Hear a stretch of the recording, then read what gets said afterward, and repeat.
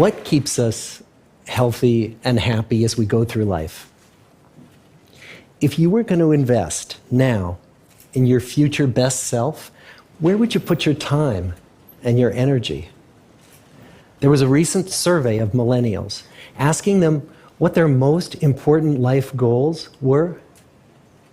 And over 80% said that a major life goal for them was to get rich. And another 50% of those same young adults said that another major life goal was to become famous.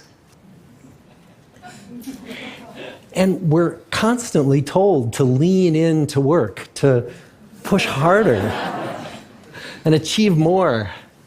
We're given the impression that these are the things that we need to go after in order to have a good life. Most of what we know about human life, we know from asking people to remember the past. And as we know, hindsight is anything but 20/20. But what if we could watch entire lives as they unfold through time? What if we could study people from the time that they were teenagers all the way into old age to see what really keeps people happy and healthy? We did that. The Harvard study of adult development may be the longest study of adult life that's ever been done. For 75 years, we've tracked the lives of 724 men. Year after year, asking about their work, their home lives, their health, and of course, asking all along the way without knowing how their life stories were going to turn out. Studies like this are exceedingly rare. About 60 of our original 724 men are still alive, still participating in the study, most of them in their 90s. Since 1938, we've tracked the lives we've followed was a group of boys from Boston's poorest neighborhoods. Boys who were chosen for the study specifically because they were from some of the most troubled and disadvantaged families in the Boston of the 1930s. Most lived in tenements, many without hot and cold running water. When they entered the study, all of these teenagers were interviewed, they were given medical exams, and then these teenagers grew up into adults who entered all walks of life. They became factory workers and lawyers and bricklayers and doctors, one president of the United States. Some developed alcoholism, a few developed schizophrenia. Some climbed the social ladder from the bottom all the way to the very top, and some made that journey in the opposite direction. Every 2 years, our patient and dedicated research staff calls up our men and asks them if we can send them yet one more set of questions about their lives. To get the clearest picture of these lives, we don't just send them questionnaires. We interview them in their living rooms. We get their medical records from their doctors. We draw their blood. We scan their brains. We talk to their children. So what have we learned? What are the lessons that come from the tens of thousands of pages of information that we've generated on these lives? Well, the lessons aren't about wealth or fame or working harder and harder. The clearest message that we get from this 75-year study is this: good relationships keep us happier and healthier, period. We've learned 3 big lessons about relationships. The first is that social connections are really good for us and that loneliness kills. It turns out that people who are more socially connected to family, to friends, to community are happier, they're physically healthier, and they live longer than people who are less well connected. And the experience of loneliness turns out to be toxic.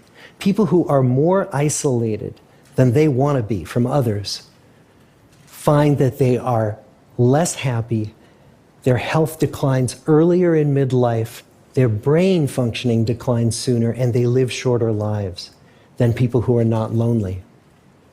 So the second big lesson that we learned is that it's not just the number of friends you have, and it's not whether or not you're in a committed relationship, but it's the quality of your close relationships that matters. It turns out that living in the midst of conflict is really bad for our health. High conflict marriages, for example, without much affection, turn out to be very bad for our health, perhaps worse than getting divorced. And living in the midst of good, warm relationships is protective.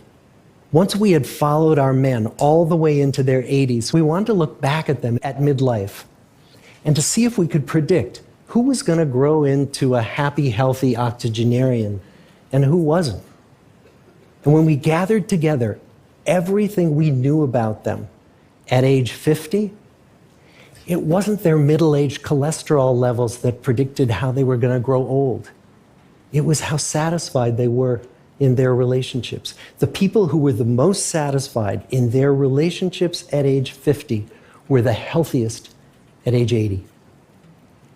And good, close relationships seem to buffer us from some of the slings and arrows of getting old. Our most happily partnered men and women reported in their 80s that on the days when they had more physical pain, their moods stayed just as happy. But the people who were in unhappy relationships, on the days when they reported more physical pain, it was magnified by more emotional pain. And the third big lesson that we learn about relationships and our health is that good relationships don't just protect our bodies, they protect our brains.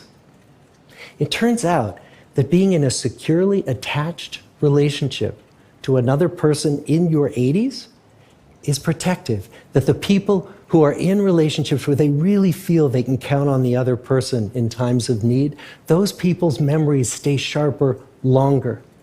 And the people in relationships where they feel they really can't count on the other one, those are the people who experience earlier memory decline. And those good relationships, they don't have to be smooth all the time. Some of our octogenarian couples could bicker with each other day in and day out. But as long as they felt that they could really count on the other when the going got tough, those arguments didn't take a toll on their memories. So, this message that good, close relationships are good for our health and well-being, this is wisdom that's as old as the hills. Why is this so hard to get and so easy to ignore? Well, we're human. Relationships are messy and they're complicated, and the hard work of tending to family and friends, that's not sexy or glamorous. It's also lifelong. It never ends. The people in our 75-year study who were the happiest in retirement were the people who had actively worked to replace workmates with new playmates. Just like the millennials in that recent survey, many of our men, when they were starting out as young adults, really believed that fame and wealth and high achievement were what they needed to go after to have a good life. But over and over these 75 years, our study has shown that the people who fared the best were the people who leaned into relationships with family, with friends, with community. So what about you? Let's say you're 25, or you're 40, or you're 60. What might leaning into relationships even look like? I'd like to close with a quote from Mark Twain. More than a century ago, he was looking back on his life, and he wrote this: "There isn't time, so brief is life, for bickerings, apologies, heartburnings, callings to account. There is only time for loving, and but an instant, so to speak, for that." The good life is built with good relationships. Thank you.